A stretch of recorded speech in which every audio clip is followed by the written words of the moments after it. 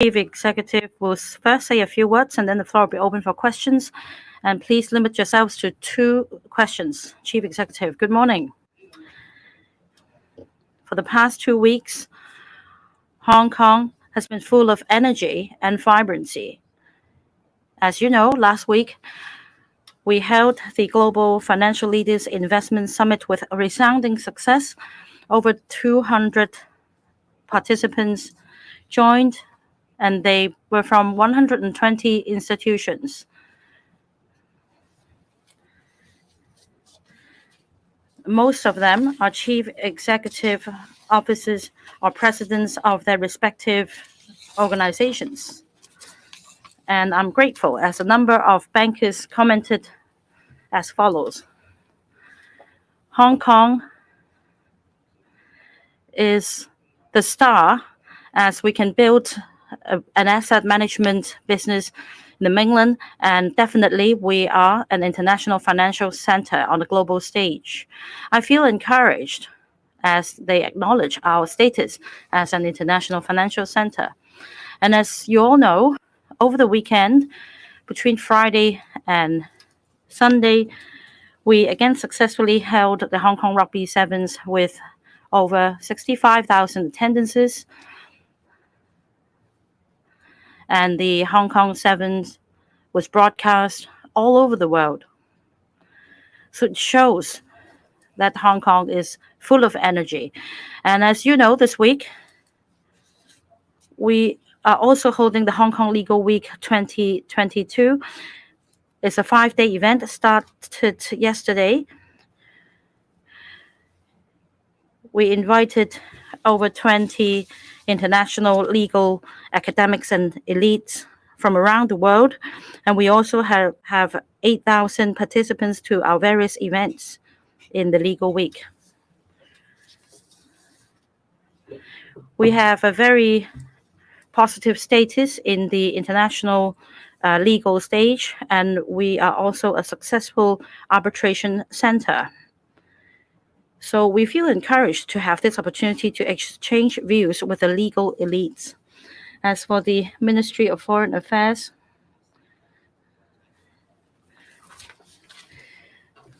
they've also signed an instrument with the International Organization for Mediation Preparatory Office. This is an acknowledgement of Hong Kong's international status because of the premier location of Hong Kong and because of the favorable business environment in Hong Kong. It also shows that Hong Kong is a place with the rule of law.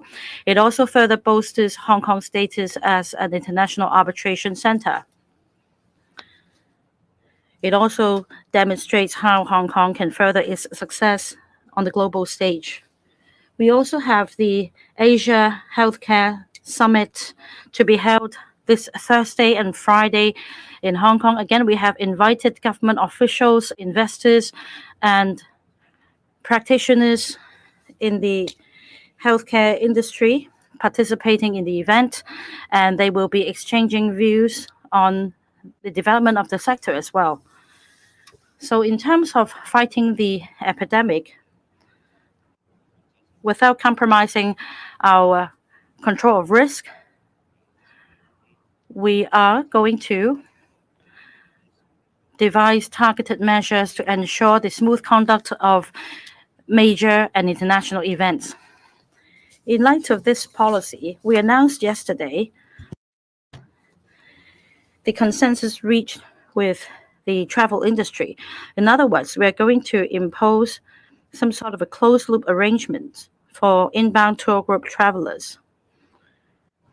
Licensed travel agents under these specific arrangements will be in charge of the management of this measure. In other words,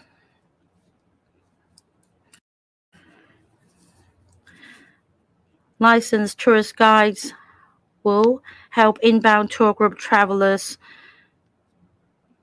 enter theme parks and designated catering premises with an amber code and a vaccine pass. We seek to impose various measures and formulate plans so as to encourage more activities. In fact, we have epidemic control measures for both incoming travelers and for the local community. We have the 0+3 quarantine arrangements for inbound travelers. As I said, we have also introduced a specific arrangements. And locally, we try to relax as many social distancing measures as we can. For example, as you know, in catering premises, we now allow 12 people per table instead of 8, and we also allow restaurants to run around the clock, and we also allow live performances to take place in the premises. And these measures will be subject to review in light of the actual situation, as I set out very clearly in the policy address, and as I've stressed a number of times. We'd like to take an orderly approach to gradually relax anti-epidemic measures without compromising epidemic risk control so that we can revive social and economic activities. In terms of travel figures, in November, on average, at the airport, the travel figures increased by 2.16 times compared to the same figure in September. For inbound travelers, it's 2.26 times. And for non-locals coming to Hong Kong, comparing to the introduction of 0+3 in September, the figure increased by 3.5 times. So you see the numbers continue to increase, and we will have regard to the actual situation. And these figures in conducting continuous review and fine-tuning our anti-epidemic strategies. The floor is open. If you're interested, please use the mic to speak when your name is called, and please first introduce the media outlet you represent, and please limit yourself to just 2 questions. This male reporter. I'm from RTHK. Good morning, Chief Executive. The government just announced specific arrangements for inbound tour group travelers. What about travelers under the individual travel visit scheme? It's not included. Now, they are all travelers. Why is it different? And you also talk about gradual relaxation of social distancing measures. When will the measure be relaxed for individual travelers? For healthcare manpower, the Health Bureau is exploring the option of mandating healthcare officials or healthcare staff to work in the public hospitals for a certain period of time. And the former financial secretary commented that this is, in fact, a push factor and is gilding the lily, and it will drive the personnel away. And what is your take on it? We consider a number of factors when we formulate a plan. We need to take a gradual and orderly approach, and definitely there has to be priority. In other words, we need to consider the overall interest to our society, and we try to maximize the interest with minimal cost. So for the specific arrangement for inbound tour group travelers, we have taken into account the need of the travel industry and our community. That's how we have accorded priority. And we also need to take gradual steps so that the measure can be implemented in a gradual and orderly manner.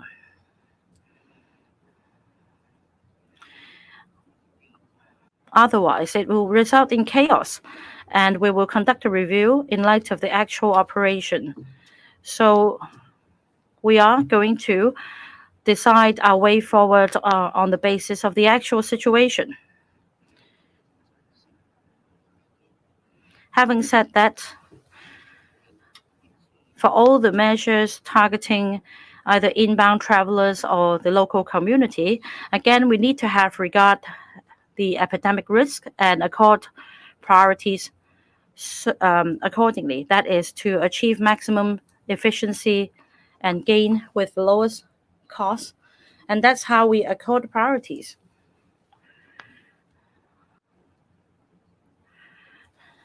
And I believe, as far as the numbers are concerned,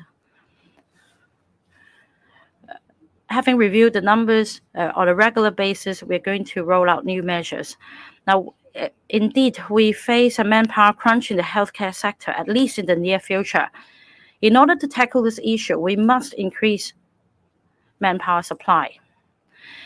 We have limited training places for healthcare staff in the local community, and that's the bottleneck. Now, apart from people dedicated to the healthcare profession, we must also be accountable to the public, because after all, we are using public resources and they're responsible for serving the public.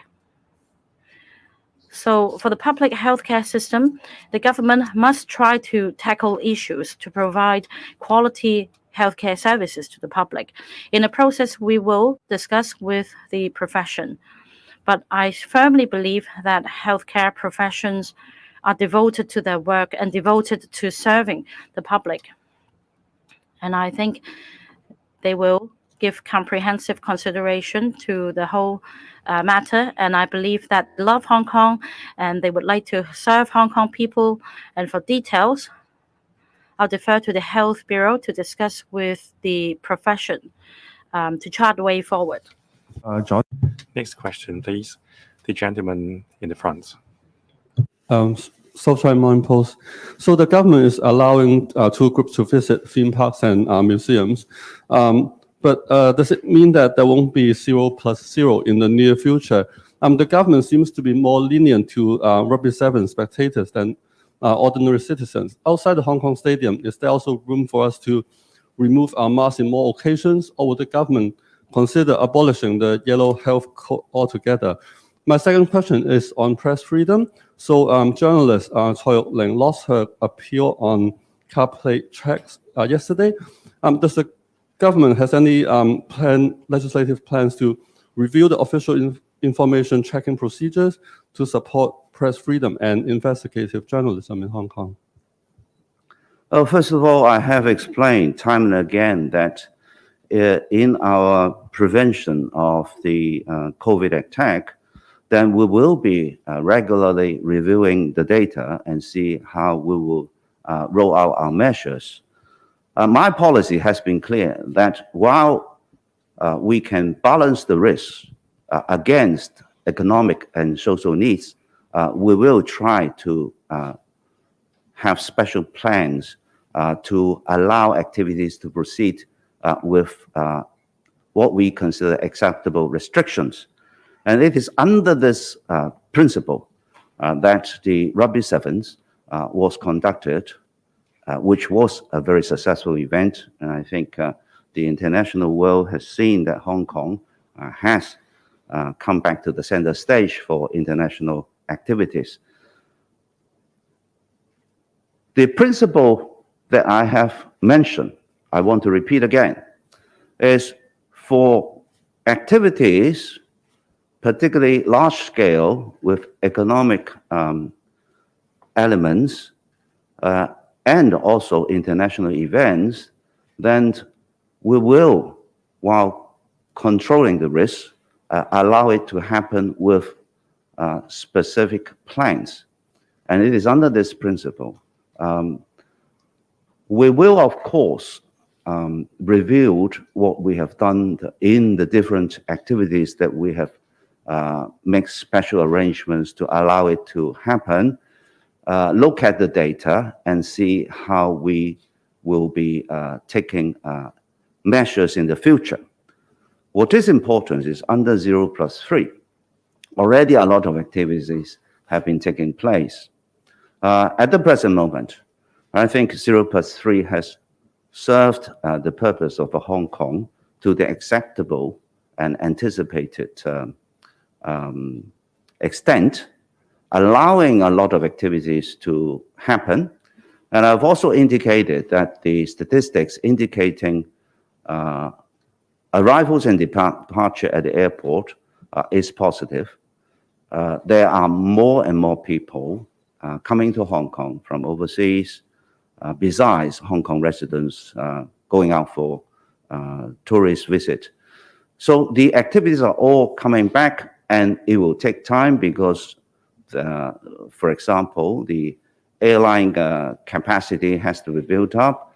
So we are doing all these with the very clear principle, is to do it progressively, orderly, under control, so that there will not be chaos and there will not be unexpected happenings, and we can progress in the same direction smoothly. At the same time, the activities that are allowed in Hong Kong are given more freedom and more relaxation. As you can see that many social distancing measures have been relaxed, including restaurants now being allowed to run without any control on opening hours, and also performers are allowed to take place. And slowly, as we can control the risk, there will be further measures that we will consider to allow more activities to take place without restriction. That principle has been made very clear. The two groups special plan is also an example that we will be making special arrangements while we can control the risk. As we go through more and more in such activities, we can, of course, review the experience and then look at the data so that we can have more measures designed so as to allow activities to proceed with the maximum of freedom. As regard, and you also asked about mask. Mask will stay on because I think all experts have indicated mask is important to control the spread of the disease. After all, we have to be conscious of some of the uncertainties of COVID. First of all, we know every now and then there will be variants, and we also know that with winter coming, the attack of the flu will add to the risk of COVID. And from our experience, from wave 4 to wave 5, we know that the safety factor that we put in the first 4 waves cannot cope with the speedy spread of Omicron in wave 5. So this safety factor is something that I must consider. And I really wish the public to know that while we look at the data, we also have to look at what safety factor we have to build in the overall strategy to protect against COVID's attack. And that is why I must do it orderly, progressively, so that we will be able to control the risk.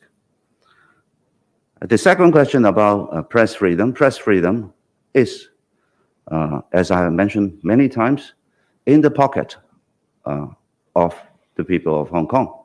It is enshrined and protected in the basic law. What is important is, no matter what profession you are in, you must go about your duties in accordance with the law. You cannot go beyond the law, and nobody is above the law. And provided it is within the confines of the law, press freedom is fully protected in Hong Kong, in the same way as you are doing your business every day. 下一位提問。 Next question, please. The reporter in the front.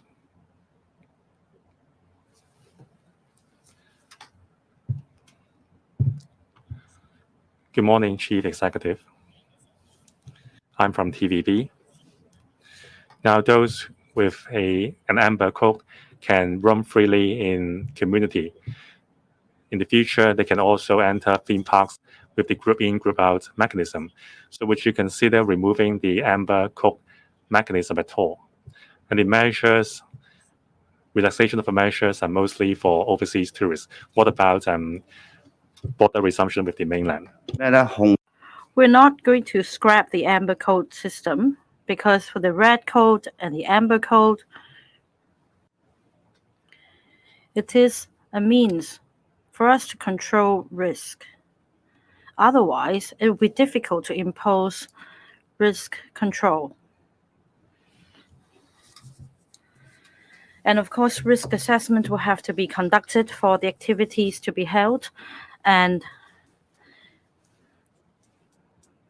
even with the control measures, we still had the daily caseload from 4,000 to 6,000. We also recorded 18 deaths very recently. So we are still in midst of risks. We must be vigilant. However, we must also allow maximum room for activities whilst imposing risk control. And that's my policy. The amber code system could allow us to control risk, and we also devise various plans to manage the risks. And that is why we have agreed with the travel industry to impose a specific arrangements for inbound tour group travelers. We'll consolidate experience, and in the future, we'll also keep in view changes in statistics and continue to impose risk control measures. We have 0+3 for arrivals. And as far as the local community is concerned, we strive to create maximum room for economic activities. As I mentioned just now, we're gradually relaxing social distancing measures without compromising our fight against the epidemic. As for resuming quarantine-free travel with the mainland, we are actively discussing with the relevant counterparts in the mainland. The mainland, meanwhile, also imposes risk control measures, and I must say that we have not relaxed our effort. Last question. On the right-hand side, first row. Chief Executive from ... News. Can you tell us more about specific arrangements which will allow inbound tour group travelers to enter designated catering premises, and where will these premises be in the territory? And we are also concerned about discussions with the mainland. Details of the specific arrangements for inbound tour group travelers will be ironed out upon discussion between the Bureau and the travel industry. That is the CSTB. And meanwhile, we also formulate specific plans. In other words, for licensed travel agents, they can arrange for licensed tour guides to manage the tour group. And because of this management measure, the travelers will be bound by our various measures. Otherwise, the risk will be much greater. So having assessed the risk, we have formulated the specific arrangements. As for catering premises, they will be subject to certain conditions. Details will be ironed out by the Health Bureau and the CSTB, the Culture, Sports and Tourism Bureau. My policy is clear. We should allow as many activities as possible without compromising epidemic risk control. So they'll be required to follow our measures. About reopening our boundary with the mainland, discussions are still ongoing. It is also important for the mainland to impose the epidemic measures. So without introducing additional risk to the mainland's fight against the epidemic, we'll continue to engage in discussions with the counterparts. Thank you.